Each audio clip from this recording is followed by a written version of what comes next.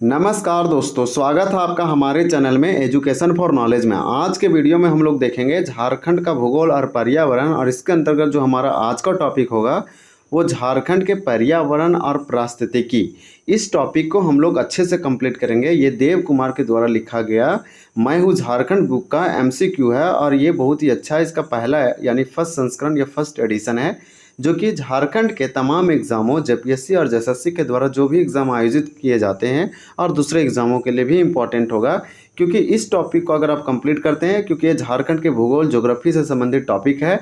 और आप जानते हैं कि आज के समय में कोई भी एग्ज़ाम आप देते हैं तो इन्वायरमेंट, इकोलॉजी, इकोसिस्टम, पर्यावरण कितना महत्वपूर्ण टॉपिक है, ये अपने आप में आप जानते हैं बहुत अच्छे से। क्योंकि आज पर्यावरण का एक बहुत ही अच्छा जो है सब विषय है। हर एग्ज़ामों में पर्यावरण से करेंट अफेयर हो या इन्वायरमेंट या इकोसिस्टम या इकोलॉजी से जो क्वेश्चन बनते हैं वो आज पूछा ही जाते हैं। आप देखेंगे जेपीएससी का सिलेबस उठा के तो डायरेक्ट मेंशन कर रखा है कि हम पर्यावरण और पारिस्थितिकी से संबंधित क्वेश्चन 5 से 7 क्वेश्चन पूछेंगे, यानी कि 14 से 15 नंबर का क्वेश्चन यहाँ से पूछा जाता है, और एक बहुत ही अच्छा टॉपिक है। तो यहाँ पे इस टॉपिक को अगर कंप्लीट करते हैं तो इस टॉपिक में टोटल 20+ प्रश्न है, और आपको हम एडिशनल फैक्ट बताएंगे तो यहाँ पे बहुत अच्छे से आपको कवर होगा, कॉन्सेप्ट डेवलप होगा। और आपको जो है इस वीडियो को देखने से सिर्फ आपका एमसीक्यू कंप्लीट नहीं हो रहा है, यहाँ पे पीवाईक्यू भी शामिल किया गया है, यानी प्रीवियस ईयर क्वेश्चन जो कि जेपीएससी और जेएसएससी द्वारा जो अलग अलग एग्जामों में पूछे गए हैं, इस बुक में इसी टॉपिक में दिया गया है कि इस टॉपिक में आज तक कितने क्वेश्चन पूछे गए हैं और किस प्रकार से पूछे गए हैं। तो आप एनालिसिस करके देख सकते हैं कि क्वेश्चन किस टाइप से आते हैं। और एमसीक्यू तो कंप्लीट होगा भी, यानी कि ये टॉपिक तो आपको अच्छे से डेफिनेटली कंप्लीट होगा, और थ्योरी के रूप में भी कंप्लीट हो जाएगा, क्योंकि इसमें स्टेटमेंट वाइज क्वेश्चन दिया है तो उससे आपका हेल्प होगा। तो चलिए हम लोग स्टार्ट करते हैं। और यहाँ स्टार्ट करने से पहले, क्वेश्चन देखने से पहले हम लोग देखते हैं कुछ टर्म जो कि इंपॉर्टेंट है। जैसे में दिया गया है पर्यावरण। पर्यावरण के बारे में अगर हम जानें तो पर्यावरण 2 शब्दों से मिलकर बना है। परि, यानी कि एक परि वर्ड मिला है, और एक वर्ड जो इसमें आया है आवरण आया है, या आवरण। तो इसका मतलब क्या होता है? परि का मतलब होता है, परि का शब्द देखें तो चारों ओर, मतलब कि हमारे चारों ओर, अराउंड अस। और आवरण या आवृत्ति का मतलब, आवृत का मतलब होता है ढका होना। तो हमारे चारों ओर जीवधारियों और वनस्पतियों, यानी कि एनिमल्स एंड प्लांट, या फिर हम बोल सकते हैं कि जीव जंतु और पेड़ पौधों से हमारे चारों ओर, अराउंड अस, पूरा का पूरा ढका हुआ है, उसी को पर्यावरण बोलेंगे, इन्वायरमेंट बोलेंगे। तो ये 2 वर्ड से मिलकर बना हुआ था। ये देखें, पर्यावरण के प्रमुख कुछ घटक होते हैं। घटक का मतलब कंपोनेंट, कि पर्यावरण बना कैसे, इसे कंपोजिशन या कंपोनेंट आप बोल सकते हैं। तो पर्यावरण जो बना है वो मेनली 3 चीज़ों से मिलकर बना हुआ है, जिसके हम लोग बोलते हैं ये सजीव और निर्जीव, यानी कि इसको आप बोल सकते हैं एबायोटिक। एबायोटिक और बायोटिक बहुत इंपॉर्टेंट चीज़ है। आपको बता देते हैं कि जो एबायोटिक है इसे हम निर्जीव बोलते हैं, यानी नॉन लिविंग थिंग्स बोलते हैं, जबकि बायोटिक को हम लोग लिविंग थिंग्स बोलते हैं। या तो आप इसे बोल सकते हैं कि ये हमारा सजीव है। तो आपको बता दें कि जो बायोटिक में है वो कौन आएगा। तो बायोटिक में पादप, जंतु और सूक्ष्मजीव, यानी 3 चीज़ मिलकर बायोटिक यानी लिविंग थिंग्स, या फिर आप बोल सकते हैं कि सजीव बन रहा है, वो हमारा एनिमल्स है। अर्थ में जितने भी टाइप के एनिमल्स हैं, प्लांट्स और जीव, सूक्ष्म जीव यानी माइक्रो ऑर्गेनिज्म। इसका खासियत क्या है, क्या इसका कैरेक्टरिस्टिक्स गुण है? तो ये ग्रो करते हैं, ये बेबी प्रोड्यूस करते हैं, ये रिस्पायरेशन करते हैं, डाइजेशन करते हैं, जो कि एक निर्जीव नहीं कर सकता है, एबायोटिक नहीं कर सकता है। तो एबायोटिक में क्या क्या एग्जाम्पल आ जाएगा? तो स्थल, स्थल मतलब कि लैंड, प्लेसेस, वायु, हवा, जल, तापमान, इस प्रकार के नॉन लिविंग थिंग्स में आता है, निर्जीव में आता है, जो कि ये ना ही बढ़ते हैं, ना ही ये मूवमेंट लोकोमोशन करते हैं, ना ही ये जो है से डेवलपमेंट करते हैं, और ना ही बेबी प्रोड्यूस करते हैं। तो आपको समझ में आ जाना चाहिए कि बायोटिक, एबायोटिक। इसी प्रकार से एक कैटेगरी इसका और होता है, उसको बोलते हैं ऊर्जा। ऊर्जा में हम लोग सौर्यिक और भूतापीय ऊर्जा में कन्वर्ट करते हैं। तो मेनली इसका आप 2 याद रखें, पर्यावरण 2 चीज़ों से मिलकर बना हुआ है, biotic, abiotic, living, non living things. तो लिविंग और नॉन लिविंग थिंग्स आपको बहुत अच्छे से आना चाहिए। और एग्जाम्पल, लिविंग 3 चीज़ों से मिलकर बना हुआ है, प्लांट्स और एनिमल्स और एक माइक्रो ऑर्गेनिज्म, यानी कि पेड़ पौधे, जीव जंतु और सूक्ष्म जीव, माइक्रो सूक्ष्म जीव। जबकि इसमें जो हमारे आ जाएंगे नॉन लिविंग थिंग्स में, आप जानते हैं जो प्रोड्यूस नहीं करेगा, बेबी प्रोड्यूस नहीं करेगा, मिल्क नहीं देगा, ग्रो नहीं करेगा, डाइजेशन, एक्सक्रिएशन, रिस्पायरेशन, ये सब नहीं करेगा, लोकोमोशन नहीं करेगा, वही सब अजैविक है, इसे ही एबायोटिक बोलते हैं। तो जैविक, अजैविक आपको समझ में आ जाना चाहिए। ये हमारा पर्यावरण कहलाता है। भारत सरकार के द्वारा पर्यावरण संरक्षण अधिनियम लाया गया, इसे बोलते हैं इन्वायरमेंटल कंजर्वेशन एक्ट 1986। में। ये बहुत इंपॉर्टेंट था। भारत सरकार ने पर्यावरण को बचाने के लिए, इन्वायरमेंट को बचाने के लिए पर्यावरण संरक्षण यानी कंजर्वेशन एक्ट लाया 1986। इसके अनुसार बताया गया कि किसी जीव के चारों तरफ घिरे भौतिक और जैविक दशाएं मतलब बायोटिक और एबायोटिक और उनके साथ अतः क्रिया पर्यावरण कहलाता है। तो यानी इस कानून के अनुसार पर्यावरण को डिफाइन किया गया था भारत सरकार के द्वारा। अब ये एक वर्ड है परिस्थितिकी, इसको इकोलॉजी या इकोसिस्टम या आप इसे बोल सकते हैं इकोसिस्टम इकोलॉजी, इस तरह से आप बोल सकते हैं। तो इकोलॉजी जो परिस्थितिकी वर्ड है यह भी एक साइंस का सब्जेक्ट है, ये भी साइंस का था, ये भी एक साइंस का सब्जेक्ट है जिसमें हम जीवधारियों के बारे में, जीवधारी कहते हैं तो मतलब इसका ये होता है कि एनिमल और plant, all type of animal and plants in जो अर्थ में एग्जिस्ट करते हैं। तो जीवधारी मतलब पेड़ पौधे और जीव जंतु और उसके आसपास जो स्थल है और उन पर पड़ने वाले वातावरणीय प्रभाव का अध्ययन किया जाता है परिस्थितिकी में। परिस्थितिकी वर्ड सबसे पहले दिया कौन? तो परिस्थितिकी आपको बता दें कि एक जीव विज्ञानी बोलते हैं तो जूलॉजिस्ट, जीव विज्ञानी का एक साइंटिस्ट थे जिनका नाम था अर्नेस्ट हैकेल। ये वाला याद रखेंगे, अर्नेस्ट हैकेल एक साइंटिस्ट था जिसने पहली बार ये परिस्थितिकी इकोलॉजी शब्द के बारे में बताया। कब बताया? तो ये डेट हम लोग याद रखेंगे 1869 में, यानी 1869 में ये बताएं कि इकोलॉजी क्या होता है, इस टर्म के बारे में बताया और बताया कि इस शब्दों को परिभाषित भी किया ये व्यक्ति। तो इतनी चीज़ जानना बहुत ज़रूरी था। तो हम लोग को इस टॉपिक से जो है कॉन्सेप्ट क्लियर होगा। चलिए हम लोग देखते हैं क्वेश्चन आंसर। ये एडिशनल था जो कि आपको कुछ क्वेश्चन ऐसे जेपीएससी में पूछे जाते हैं और दूसरे एग्जामों में जो वो कॉन्सेप्ट बेसिस रहते हैं, जो अगर आप अच्छे से आपके अंदर नॉलेज है तब सॉल्व कर देंगे। पहला क्वेश्चन इसमें पूछा जा रहा है कि पर्यावरण संरक्षण अधिनियम कब आया? पर्यावरण का मतलब होता है इन्वायरमेंट, संरक्षण का मतलब कंजर्वेशन, अधिनियम का मतलब एक्ट, यानी पर्यावरण को बचाने के लिए एक कानून, एक अधिनियम लाया गया। कब लाया गया? तो फर्स्ट का हमारा आंसर हो जाएगा 1986 में, यानी कि ए हो जाएगा, यानी इन्वायरमेंटल कंजर्वेशन एक्ट या इन्वायरमेंट कंजर्वेशन एक्ट 1986 में आया था भारत सरकार के द्वारा। बहुत इंपॉर्टेंट था। नेक्स्ट हम लोग क्वेश्चन देखेंगे। तो नेक्स्ट क्वेश्चन में दिया गया है कि सर्वप्रथम यानी सबसे पहले 1869 में 1869 ईस्वी में परिस्थितिकी यानी इकोलॉजी, इसको आप इकोलॉजी बोल सकते हैं, इकोलॉजी ये वर्ड को अगर देखेंगे ना तो समझ, इकोलॉजी, लॉजी का मतलब स्टडी या अध्ययन होता है और इको मतलब ये इकोसिस्टम बोल सकते हैं कि इन्वायरमेंट से रिलेटेड है, इको फ्रेंडली पर्यावरण से रिलेटेड है। तो इकोलॉजी यानी परिस्थितिकी शब्द को परिभाषित किसने किया था? तो अर्नेस्ट हैकेल ने किया था, इसलिए हमारा इसका आंसर 2 का हो जाएगा ए। नेक्स्ट क्वेश्चन हम लोग देखेंगे, क्वेश्चन नंबर 3 है। 3 में देखिए कितना अच्छा क्वेश्चन दिया गया है कि निम्न कथनों में से सही कथन का चयन कीजिए। तो 3 का हमारा राइट आंसर से डी हो जाएगा। जितने भी ऑप्शन दिए गए हैं यानी ऑल ऑप्शंस आर ट्रू, सभी के सभी कथन सत्य हैं। तो हम लोग यहाँ पे स्टेटमेंट को जानेंगे और इसको रिमेंबर याद करने की कोशिश करेंगे और इसको हमेशा रिवाइज करने की कोशिश करेंगे। भारतीय कृषि जलवायु परिवर्तन नॉलेज नेटवर्क, जिसे CCKNAI बोलते हैं। तो देखिए भारतीय कृषि जलवायु परिवर्तन यानी आप बोल सकते हैं कि क्लाइमेट चेंज नेटवर्क है इंडिया का, जो कि AI की आधारित है। शुरुआत वर्ष 2013 में की गई थी, तो सही है। भारतीय कृषि जलवायु परिवर्तन नॉलेज नेटवर्क का शुरुआत 2013 में किया गया था। भारत में इसे झारखंड, महाराष्ट्र और उड़ीसा 3 राज्यों में प्रारंभ किया गया। तो ये इंपॉर्टेंट है कि भारत में भारतीय कृषि जलवायु परिवर्तन नॉलेज नेटवर्क 2013 में किया गया, जो कि भारत में झारखंड, महाराष्ट्र, उड़ीसा में 3 राज्यों से स्टार्ट किया गया था। ये पर्यावरण से संबंधित चीज़ था। ये झारखंड का कैपिटल आप जानते हैं रांची है, महाराष्ट्र का कैपिटल मुंबई है, इसी प्रकार से मुंबई है, और उड़ीसा का कैपिटल भुवनेश्वर है। इसी प्रकार से इसका उद्देश्य नवोमेन सूचना और संचार तकनीक आधारित प्लेटफॉर्म का प्रयोग करने हेतु कृषि मंत्रालय के साथ सहयोग करना था। तो कुछ इस प्रकार से ये टॉपिक दे रखा था, एग्जाम में आने की संभावना है। झारखंड राज्य प्रदूषण नियंत्रण बोर्ड की स्थापना किस वर्ष की गई? इसे हम लोग बोलेंगे Jharkhand state pollution control board. तो Jharkhand state pollution control board का स्थापना किस वर्ष किया गया, ये पूछा जा रहा है। 4 का आंसर ये हो जाएगा। 2001 में झारखंड सरकार ने झारखंड राज्य प्रदूषण नियंत्रण बोर्ड का स्थापना किया था, ताकि झारखंड में प्रदूषण का नियंत्रण किया जा सके। इसका दायित्व है झारखंड में पॉल्यूशन जो बढ़ाने वाले हैं उसको दंडित करना, उसको पहचानना और झारखंड में प्रदूषण कम करने के उपाय सरकार को बताना। झारखंड राज्य में गिद्धों की कितनी प्रजातियां मुख्य रूप से पाई जाती है? ये जेपीएससी जैसे एग्जामों के लिए इंपॉर्टेंट है, इसे आप स्टार मार्क लगा ले। ये डायरेक्ट क्वेश्चन पूछा जा सकता है, ये डायरेक्ट या इनडायरेक्ट। तो गिद्ध आया, गिद्ध को हम लोग भल्चर वगैरह बोलते हैं, गीध की संख्या लगातार पूरी दुनिया से गायब हो रही है। भारत में देखिए, भारत में झारखंड में तो कुछ जो पाया जाता है, तो झारखंड में कितनी प्रजातियां पाई जाती है। प्रजाति का मतलब होता है कि स्पीसीज, इसके ब्रीड या इसके नस्ल है। तो गीधों की जो नस्ल है, ये प्रजातियां हैं या स्पीसीज है, वो कितनी है। तो 5 का हमारा राइट आंसर सी हो जाएगा 3। झारखंड में गीधों की प्रजाति 3 प्रकार की गीध जो है पाई जाती है। इसी प्रकार से जिसे हम भल्चर बोलते हैं, ये इंपॉर्टेंट एक है।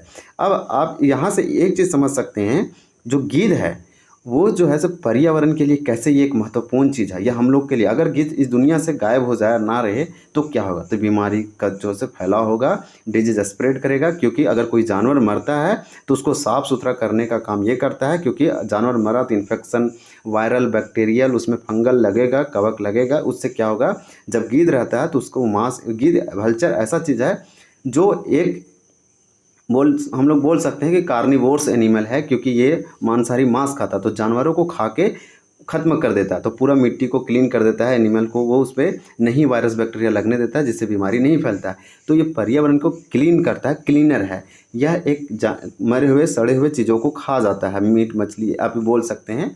तो ये क्या किया, पर्यावरण को साफ करने का काम कर रहा है। अगर गीध ही नहीं रहेगा तो वो मरे हुए कुत्ता हो या फिर हमारा बैल ही हो या फिर दूसरे चीज जानवर हो, तो उसको कैसे किस प्रकार से ईट करेगा और कौन करेगा। तो जानवर जो वायरस बैक्टीरिया फैलेंगे उससे बीमारी बढ़ सकता है। तो कहीं ना कहीं ये इनडायरेक्टली या डायरेक्टली बहुत अच्छा चीज़ था गीध, और इसकी संख्या कम हो रहा है। झारखंड में 3 प्रकार की पाई जाती है। हाँ, और इसके मरने की संख्या कैसे घट रही है, आपसे पूछा जा सकता है कि गीधों की संख्या क्यों घटी। तो हम लोग याद रखेंगे कि अगर मान लीजिए कोई जानवर है और जानवर बीमार पड़ गया, तो डाइक्लोफेनेक करके एक दवा दिया जाता है उसके इलाज करने के लिए, उसको ठीक करने के लिए। अगर वो दवा उसको दिया गया उस गाय को, और गाय वो मर जाती है, और मरने के बाद अगर चील उसको, ये गीध उसको खाती है, तो वो दवा गीध में चला जाएगा और गीध इस कारण से मर जाएगी। तो सरकार ने उस दवा को बैन कर रखा है, डाइक्लोफेनेक को, जो कि गीधों को दिया जाता है। ऐसा क्वेश्चन आया था तो हम आपको इसमें बताएंगे, गीधों के बारे में अगर आएगा तो आपको हम डिटेल से बताने की कोशिश करेंगे। भारतीय कृषि में जलवायु परिवर्तन ज्ञान नेटवर्क का प्रारंभ इनमें से किस राज्य में किया गया। तो 6 का हमारा राइट आंसर डी हो जाएगा, उपरोक्त सभी। अभी एक क्वेश्चन ऊपर में आया था कि भारतीय कृषि में जलवायु परिवर्तन यानी क्लाइमेट चेंज, जलवायु परिवर्तन को क्लाइमेट चेंज कहते हैं। क्लाइमेट चेंज क्या होता है, जलवायु का मतलब क्या होता है, क्लाइमेट। अगर क्लाइमेट में परिवर्तन आ गया, किसी प्रकार से चेंज आ गया, या तो मानव गतिविधियाँ से आ सकता है, ह्यूमन एक्टिविटी से, हम लोग के कारण जलवायु में परिवर्तन आ सकता है, या तो प्राकृतिक के कारण से आ सकता है। तो मानव और प्राकृतिक कारण से किसी प्रकार से जलवायु में परिवर्तन आया, इसे ही क्लाइमेट चेंज, जलवायु परिवर्तन कहते हैं। तो इसका प्रारंभ जो है झारखंड में किया गया था, पूरे भारत में, उड़ीसा और महाराष्ट्र 3 राज्यों में किया गया था, इसलिए हमारा राइट आंसर डी हो जाएगा। नेक्स्ट क्वेश्चन हम लोग देखेंगे, क्वेश्चन नंबर 7 दिया गया है। 7 में पूछा जा रहा है वन अधिकार अधिनियम। वन अधिकार अधिनियम का मतलब फॉरेस्ट राइट जो अमेंडमेंट या एक्ट था, ये के तहत किस वर्ष से पूर्व वनों में रह रहे वनवासियों को वन भूमि का पट्टा प्रदान किया जा रहा है। तो 7 का राइट आंसर हमारा ए हो जाएगा, 2006 में। यानी वन अधिकार अधिनियम के तहत जो भी व्यक्ति 2006 से पहले से वनों में रह रहे वनवासियों को वन भूमि का पट्टा प्रदान किया जाएगा। यानी कि आप अगर वनों में रह रहे हैं 2006 से पहले, तो आपको वन भूमि का पट्टा दिया जाएगा। ये बताया गया था वन अधिकार अधिनियम में, जो कि 2005-06 के आसपास आया था। इसी प्रकार से क्वेश्चन नंबर 8 है कि भारतीय कृषि में जलवायु परिवर्तन ज्ञान नेटवर्क की शुरुआत किस उद्देश्य से की गई। तो यहाँ पे 8 का हमारा राइट आंसर सी हो जाएगा। चलिए हम लोग ऑप्शन देखते हैं कि सी में क्या दिया गया है।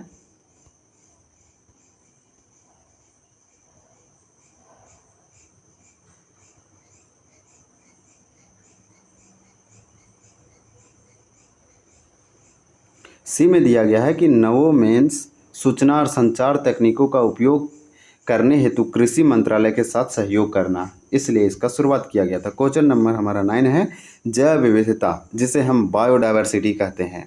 बायोडायवर्सिटी क्या होता है, देखिए बायो का मतलब आप जानते हैं जीवन या लाइफ होता है, और डाइवर्सिटी मतलब वैरायटी होता है।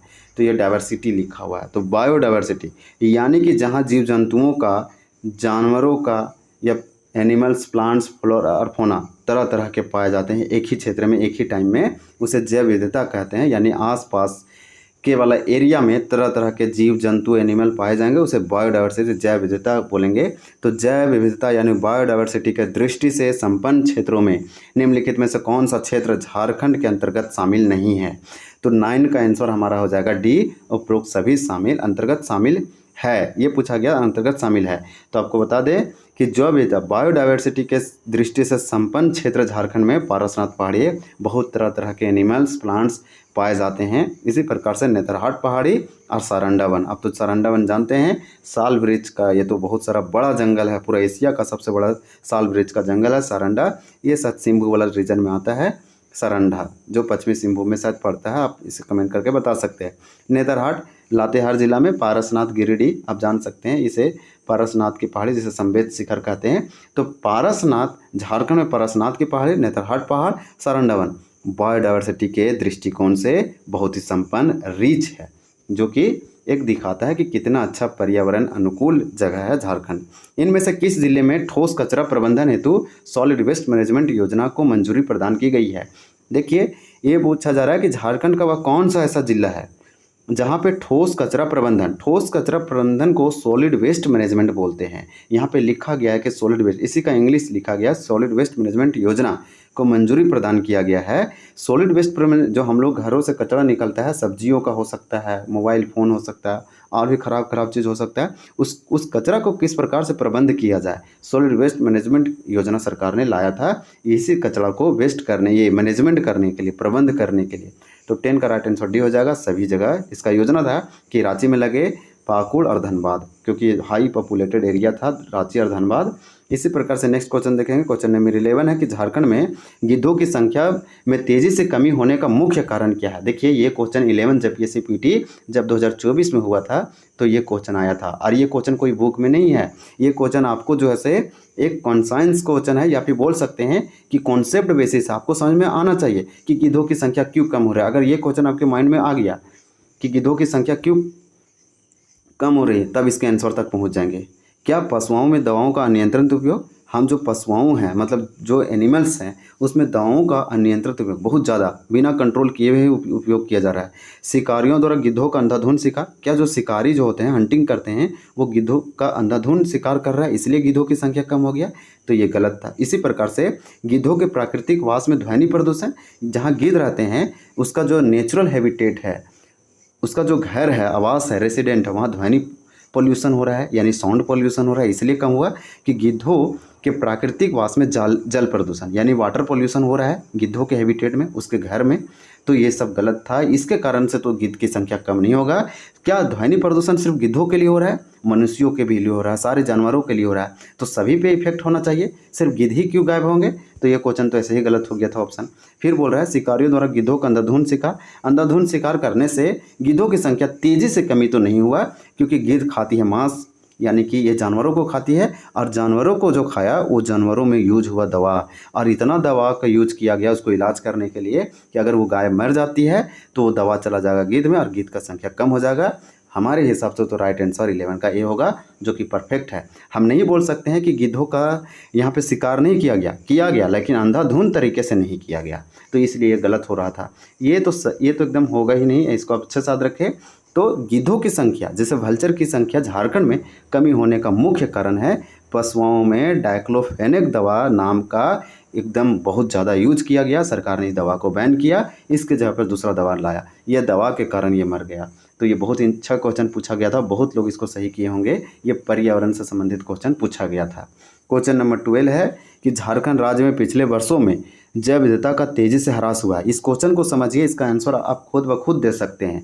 झारखंड राज्य यानी कि झारखंड एक तो राज्य स्टेट है, पिछले अगर 10 साल मतलब बोल रहा है पिछले वर्षों में, मतलब 10 साल मान लीजिए या 5 साल मान लीजिए, तो पिछले कुछ वर्षों में क्या हुआ, यानी कि 1 डेकेड में क्या हुआ, जैव विविधता यानी बायोडाइवर्सिटी में तेज़ी से ह्रास हुआ। ह्रास का मतलब होता है डिग्रेडेशन, लॉस होना, कम होना, हानि होना।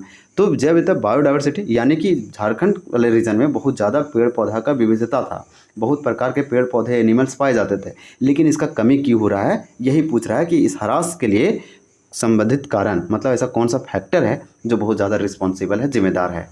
तो आपको बता दें, सड़कों का निर्माण, उद्योगों की स्थापना, कृषि कार्य का विस्तार, नहरों का निर्माण।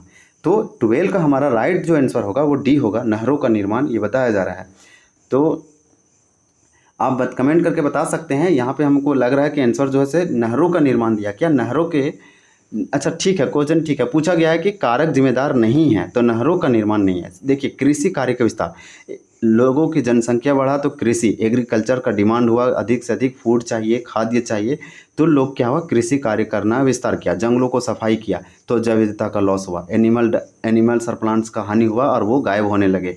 तो कहीं ना कहीं एग्रीकल्चर का विस्तार हुआ, जनसंख्या बढ़ा तो खेत जंगलों की तरफ गए और वहाँ कृषि करना स्टार्ट किया, तो कृषि कार्य के विस्तार से जैव विविधता का ह्रास हुआ, तेजी से डिग्रेडेशन हुआ, ये एक मुख्य कारण था। सड़कों के निर्माण से भी पेड़ पौधों और जीव जंतुओं को हानि होता है। अगर सड़क में ही रोड बना देंगे या जंगलों में ही सड़क बना देंगे तो उससे भी जैव विविधताओं का खतरा होता है, क्योंकि उसका जीव जंतु और पेड़ पौधों का तो घर ही फॉरेस्ट है, वन है, क्योंकि उसका नेचुरल हैबिटेट वही है। उद्योगों का स्थापना, इससे तो बहुत ही ज़्यादा डेंजरस और लेवल का ये जैव विविधता का ह्रास होता है बायोडायवर्सिटी का, कि बहुत बड़ा फैक्ट्री लगता है जिससे लाखों लोग बेघर तो होते ही हैं, ये प्रत्यार्पण तो होते हैं, और इससे क्या होता है, जैव विविधता पर बहुत बड़ा असर पड़ता है। तो यहाँ पे इसका मुख्य कारण जो था, सड़कों का निर्माण भी था, उद्योगों की स्थापना था, कृषि कार्य का विस्तार था, लेकिन कैनाल का निर्माण या फिर नहरों का निर्माण नहीं था। तो इसलिए राइट आंसर डी होगा। यह बुक ने सही आंसर दे रखा है, और ये क्वेश्चन जो था से बहुत अच्छा था। ऐसे क्वेश्चन पूछा जा सकता है या पूछा गया होगा जेपीएससी में।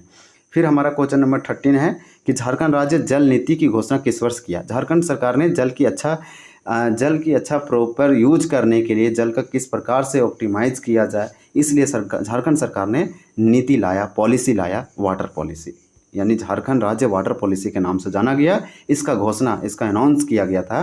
तो हमारा 30 का बी हो जाएगा 2011 में। आपको बता दें कि वाटर क्या है, एक तो हमारा प्रीशियस वैल्यूएबल संसाधन है, यानी रिसोर्स है। वाटर को हम लोग बोलते हैं वैल्यूएबल रिसोर्स, बहुत ही कीमती है, यानी प्रीशियस है। और वाटर से संबंधित क्या होता है, जल, हर व्यक्ति को ये दायित्व होना चाहिए, ड्यूटी होना चाहिए कि वाटर बचाने का काम करें। आपको बता दें कि वाटर बचाने का कौन कौन से ऐसे उपाय हैं। झारखंड सरकार ने जब नीति लाया तो ये घोषणा किया कि जल संरक्षण के सभी व्यक्ति का जिम्मेदार होना चाहिए कि हमें जल को बचाना है। जैसे में हम मृदा संरक्षण करेंगे, यानी कि मृदा संरक्षण करेंगे तो जल बचेगा।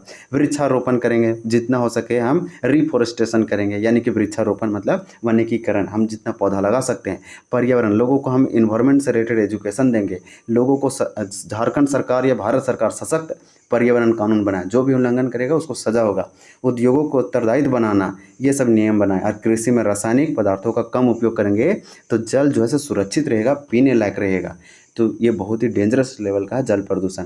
जल प्रदूषण का मुख्य कारण अगर देखें, रीजन क्यों होता है वाटर पॉल्यूशन, तो फैक्ट्री का जो कचरा निकलता है, कसाई खाने का अपशिष्ट जो निकलता है, रेडियो सक्रिय अपशिष्ट निकलता है, जल प्रदूषण, और जो गाटर होता है, जो वही माल होता है उससे निकलता है, फैक्ट्री वाला, ये सब कुछ गंभीर है जिसके कारण जल प्रदूषण होता है और बहुत गंभीर बीमारी होती है, जलीय जीवों की मृत्यु हो जाता है, जैव विविधता का ह्रास होता है। तो इसलिए झारखंड सरकार को ज़रूरत पड़ा एक जल नीति बनाने का 2011 में। हालांकि इसको सरकार को 5-5 साल में लाना चाहिए और सख्ती से इसे लागू करना चाहिए झारखंड राज्य में। झारखंड राज्य ऊर्जा नीति, देखिए झारखंड ऊर्जा नीति कब लाया, तो हमारा 14 का राइट आंसर जो है सर डी हो जाएगा 2012 में। जल नीति 2011 में, और ऊर्जा नीति कब लाया झारखंड सरकार ने, 2012 में। तो ऊर्जा नीति के बारे में आप अच्छे से जानते होंगे। तो ऊर्जा क्या है, एनर्जी पॉलिसी इसको बोलेंगे। नेक्स्ट क्वेश्चन चलिए हम लोग देखते हैं। झारखंड सरकार द्वारा राज्य के शहरी क्षेत्रों में मनोरंजन पार्क का निर्माण कराया जा रहा है, इसका मुख्य उद्देश्य क्या है। यानी झारखंड सरकार ने, गवर्नमेंट ऑफ झारखंड क्या किया कि राज्य के जितने भी अर्बन एरियाज़ है, शहरी क्षेत्र है, देखिए अर्बन एरियाज मतलब शहरी क्षेत्र, मनोरंजन मतलब एंटरटेनमेंट पार्क लगा रहा है। क्यों लगा रहा है, इसका क्या उद्देश्य है, तो आपको बता दें कि 14 का हमारा राइट आंसर सी हो जाएगा। लोगों को पर्यावरण प्रदूषण और जलवायु परिवर्तन के प्रति जागरूक करना। अगर पार्क लगाएंगे तो लोग पार्क में तो जरूर जाएंगे, टाइम निकाल के उसमें घूमने जाएंगे, उसमें बैठने जाएंगे, देखने जाएंगे, तो लोगों को ये समझ में आएगा कि पर्यावरण कितना इंपॉर्टेंट चीज़ है, इन्वायरमेंट। तो लोगों को वहाँ पे जागरूक किया जाएगा कि पर्यावरण प्रदूषण और क्लाइमेट चेंज यानी जलवायु परिवर्तन। लोग सोच पाएंगे, घरों से बाहर निकलेंगे, देखेंगे इन्वायरमेंट आसपास की चीज़, तो समझ में आएगा कि पर्यावरण कितना खूबसूरत चीज़ है। इससे लोगों को जागरूक करना, अवेयर करना, अवेयरनेस फैलाने के लिए सरकार ने शहरों क्षेत्रों में मनोरंजन पार्क का स्थापना किया जा रहा है झारखंड सरकार के द्वारा। इसका मुख्य उद्देश्य था। तो राइट आंसर हमारा 15 का तो सी हो जाएगा। नेक्स्ट क्वेश्चन देखेंगे। क्वेश्चन नंबर हमारा 16 है। अब 16 में दिया गया है,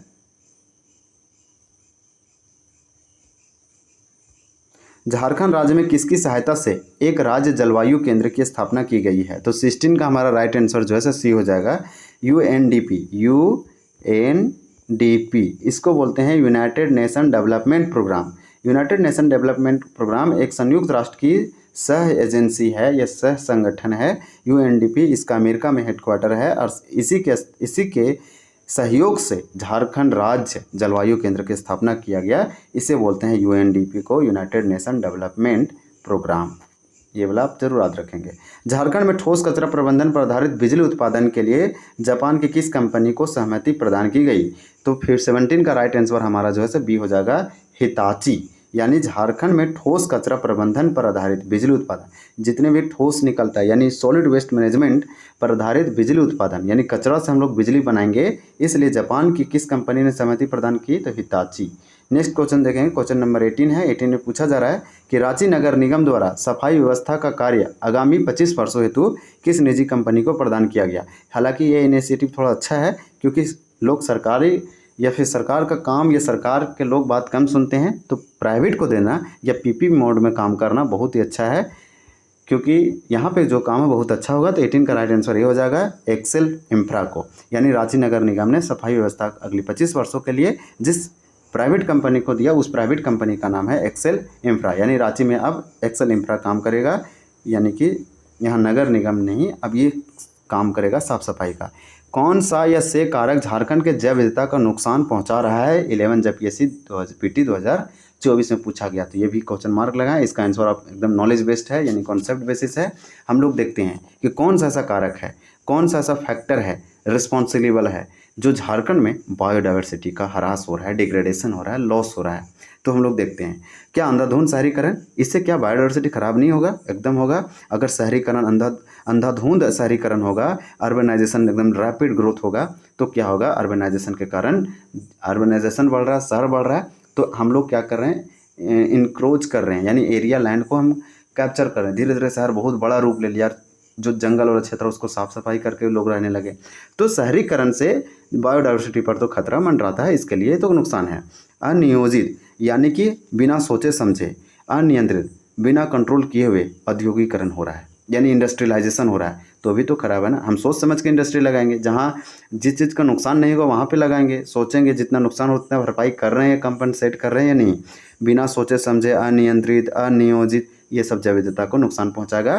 फिर लिया बढ़ती जनसंख्या और घटते वन। घटते वन जैव विविधता के लिए नुकसान है, और जनसंख्या तो सब चीज़ का मेन जड़ यही है, एक्सप्लोसिव पॉपुलेशन या फिर एक्सपोर्ट जो पॉपुलेशन ग्रोथ जो इतना भयानक हुआ है, उसके कारण जैव विविधता का ह्रास हुआ है। इसलिए राइट आंसर डी हो जाएगा। क्वेश्चन बहुत सिंपल था और बहुत अच्छा था। क्वेश्चन नंबर 20 है, वनस्पतियों और जीवों की आक्रामक विदेशी प्रजातियां झारखंड के किस क्षेत्र में के लिए खतरा है? ये जेपीएससी पीटी बैकलॉग 2024 में पूछा गया था। यह भी एक बैकलॉग था, बैकलॉग वैकेंसी आया था, बहुत अच्छा जॉब था। इसमें भी बहुत सारे लोग डीएसपी वगैरह पद धारण किए। तो जेपीएससी पीटी बैकलॉग 2024 में हुआ। ये क्वेश्चन पूछा गया था 20 में कि वनस्पतियों का मतलब होता है वेजिटेबल या वेजिटेशन, यानी कि हम बोल सकते हैं पेड़ पौधे, और जीवों मतलब एनिमल्स, इसे प्लांट या जीव जंतु बोलते हैं। प्लांट नहीं बोलेंगे, जीव जंतु बोलेंगे। आक्रमण विदेशी प्रजातियां झारखंड के किस क्षेत्र के लिए खतरा है? तो 20 का राइट आंसर डी हो जाएगा, उपरोक्त सभी। यानी कि वनस्पतियों और जीवों की आक्रमण विदेशी प्रजातियां झारखंड के किस क्षेत्र के लिए? तो पारिस्थितिकी, इकोलॉजी, इकोसिस्टम, अर्थव्यवस्था और स्वास्थ्य सभी के लिए खतरा है। अगर मान लीजिए फिलीपींस का जो टोड एनिमल है, हम ऐसे क्षेत्र में ला के रख दिए जहाँ टोड है ही नहीं, तो टोड इतना शक्तिशाली है कि दूसरे जानवरों को, दूसरे एनिमल को मार के खत्म कर देगा और अपना प्रभुत्व जमा लेगा और उसका संख्या बढ़ जाएगा। तो कहीं ना कहीं विदेशी जो प्रजातियां होती हैं वो उसके आक्रमण के कारण वनस्पतियों और जीवों को हानिकारक होता है। और झारखंड में अर्थव्यवस्था पर इसका खतरा हो रहा है, स्वास्थ्य और परिस्थितिकी पर हो रहा है, सबसे ज़्यादा परिस्थितिकी पे हो रहा है। नेक्स्ट क्वेश्चन हमारा दिया गया है कि झारखंड में कृषि का कौन सा ऐसा तरीका है, मेथड है जो पर्यावरण के लिए अधिक हानिकारक है, यानी इन्वायरमेंट के लिए बहुत ही नुकसानदेह है, एकदम बहुत ही खराब है। जेपीएससी पीटी बैकलॉग पूछा गया था, यह भी एक कॉन्सेप्ट बेसिस क्वेश्चन था। चलिए हम लोग देखते हैं। तो 21 का राइट आंसर ये हो जाएगा, रासायनिक खाद का प्रयोग। अगर हम देखिए जैविक खाद का प्रयोग करेंगे तो पर्यावरण को नुकसान नहीं होगा। ये ऑर्गेनिक खेती का बात कर रहा है, खाद का बात कर रहा है, इसे बोलते हैं ऑर्गेनिक मैन्योर। यानी मैन्योर मतलब फर्टिलाइज़र, इसे बायो फर्टिलाइज़र आप बोल सकते हैं, जैविक खाद। यह बहुत ही अच्छा चीज़ है जिसे बायोगैस से बनाया जा सकता है। ये जीव जंतुओं के केटल डंक या एनिमल के केटल डंक से बनता है। तो जैविक खाद ऐसा मैन्योर, ऐसा खाद जो बायो के लिए, जैविक के लिए बहुत अनुकूल है, मिट्टी के लिए बहुत अच्छा है। तो ये पर्यावरण के लिए नुकसान नहीं है। ये पूछा गया था हानिकारक कौन सा है। आपको बता दें, समोच्च जुताई करेंगे, काउंटर प्लॉगिंग करेंगे तो इससे भी पर्यावरण नुकसान नहीं होगा, मशीनों का उपयोग से भी पर्यावरण का नुकसान नहीं होगा। लेकिन हम फर्टिलाइज़र का ही उपयोग करेंगे, केमिकल फर्टिलाइज़र, केमिकल वगैरह यूज करेंगे तो पर्यावरण को बहुत नुकसान होने वाला है। इसलिए सबसे अच्छा अभी तो एग्रीकल्चर जो है उसमें आप सुने होंगे कि बायो फर्टिलाइज़र या फिर मैन्योर, कंपोस्टिंग, वर्मी कंपोस्ट, ये सब डालने का जिक्र किया जाता है। तो जो ऑर्गेनिक फार्मिंग है उसको बहुत ज़्यादा बढ़ावा दिया जा रहा है उसमें, क्योंकि रासायनिक खाद नहीं डाला जाता है। और उस जो ऑर्गेनिक फार्मिंग का जो कुछ भी मटेरियल होता है वो बहुत ही हाई प्रॉफिटेबल होता है। आप बोल सकते हैं कि प्रोटीन या फिर उसमें जो हेल्थ के लिए बहुत अच्छा होता है, वो मार्केट में लेने जाइएगा तो लिखा रहेगा ऑर्गेनिक फार्मिंग का थ्रू ये बनाया गया है। और इसका जो कॉस्ट है वो बहुत ज़्यादा रहता है। तो जेपीएससी पीटी बैकलॉग में पूछा गया था। तो आप देख पा रहे हैं कि इस चैप्टर में बहुत कम क्वेश्चन, लेकिन किस प्रकार से जेपीएससी लगातार पर्यावरण इस संबंधित मुद्दे क्वेश्चन पूछे जाते हैं। झारखंड में कौन सा सिंचाई प्रणाली जलीय परिस्थिति को बढ़ाता है। तो जेपीएससी पीटी पूछा गया था 2024 में। ये क्वेश्चन 22 का डी हो जाएगा, तालाब। झारखंड में कौन सा सिंचाई प्रणाली जलीय परिस्थितिकी को बढ़ाता है। तो तालाब। तालाब से सही बात है कि जलीय, यानी जलीय परिस्थितिकी का मतलब होता है एक्वेटिक इकोसिस्टम या इक्वेटिक इकोलॉजी। तो तालाब जो है एक अच्छा प्रदान करता है जीव जंतुओं और जलीय जीव के लिए, जलीय एनिमल के लिए। तो तालाब जो है एक अच्छा चीज़ है क्योंकि एक्वेटिक इकोसिस्टम या इकोलॉजी को बढ़ाता है। ये एक सिंचाई प्रणाली है। झारखंड में देखे गए जलवायु परिवर्तन का कारण क्या है, ये भी 7 से 10 जेपीएससी में पूछा गया था 2021 में। आप इस क्वेश्चन को अच्छे से देख लें। अब हमारा लास्ट क्वेश्चन बचा हुआ है 24। तो हम लोग 21 पहले 23 का आंसर देख लेते हैं। इसका आंसर डी होगा, जलवायु परिवर्तन। That means climate change. क्या कारण हो सकता है, मानव जनहित गतिविधियाँ। क्लाइमेट चेंज अपने नहीं होता है, कहीं ना कहीं आदमी की संख्या बढ़ने से हुआ है, यानी कहीं ना कहीं ह्यूमन एक्टिविटी से हुआ है, जिसे हम मानव जनित गतिविधियाँ कहते हैं। मानव के कारण जलवायु में परिवर्तन आया। फिर ग्रीन हाउस गैस उत्सर्जन भी जलवायु परिवर्तन का कारण है। अगर CO2 का लेवल बढ़ा तो जलवायु परिवर्तन होगा। फिर CH4 मीथेन का बढ़ा लेवल तो ये जलवायु परिवर्तन होगा, और इसका बढ़ाने का जिम्मेदार मानव है। तो प्राकृतिक और ये मानव दोनों तरीके से जलवायु परिवर्तन होता है। तो मानव जनहित दिया था, ग्रीन हाउस गैस दिया था, ऊर्जा क्षेत्र। ऊर्जा क्षेत्र से भी जलवायु परिवर्तन होता है, जैसे कोयला वगैरह का अधिक यूज करेंगे तो जलवायु परिवर्तन होगा। इसलिए राइट आंसर डी होगा। फिर हमारा नेक्स्ट क्वेश्चन है कि भारतीय कृषि में जलवायु परिवर्तन नॉलेज नेटवर्क महाराष्ट्र, झारखंड, उड़ीसा 3 राज्यों में डैश वर्ष में शुरू किया गया था। तो राइट आंसर हमारा हो जाएगा सी, 2013। 24 का राइट आंसर सी है, 2013 में किया गया था। जबकि इसे पीटी 2016 में पूछा गया था। पूरा का पूरा क्वेश्चन इस चैप्टर से, इस टॉपिक से कंप्लीट होता है। ये मैं हूँ झारखंड, देव कुमार के द्वारा लिखा गया MCQ का उत्तर था, हम आपको बता चुके हैं। नेक्स्ट हम लोग अगला टॉपिक देखेंगे ज्योग्राफी में, यानी भूगोल में। यह वीडियो आपको बहुत अच्छा लगा होगा। वीडियो लॉन्ग है लेकिन आप स्पीड करके आप देख सकते हैं, चीज़ों को सुन सकते हैं, जिससे जो है से आप सिर्फ रटने का काम नहीं करेंगे, कॉन्सेप्ट या समझने की बेसिस पे आप चीज़ों को लंबे समय तक याद रख पाएंगे, इन्वायरमेंट को अच्छे से समझ पाएंगे, पर्यावरण को। हालांकि जब इसका थ्योरी क्लास लेंगे तो आपको बहुत अच्छे से समझ में आ जाएगा, कभी आप भूलेंगे नहीं। तो आपको अगर अच्छा लगा तो हमारे चैनल को सब्सक्राइब कीजिए, कमेंट कीजिए, लाइक तो ज़रूर कीजिए। और हाँ, कमेंट आपको करना है और उसमें सजेशन देना कि वीडियो किस प्रकार से लगा, या फिर पढ़ाने का टेक्निक या फिर तरीका दूसरा करना पड़ेगा। आप उस तरीके से आपको लग रहा है हाँ सर को ये बताना चाहिए, ये कमी है, तो वो आपको बेझिझक बोलना चाहिए। Thank you for watching this video. जय हिंद। मिलते हैं अगले वीडियो में।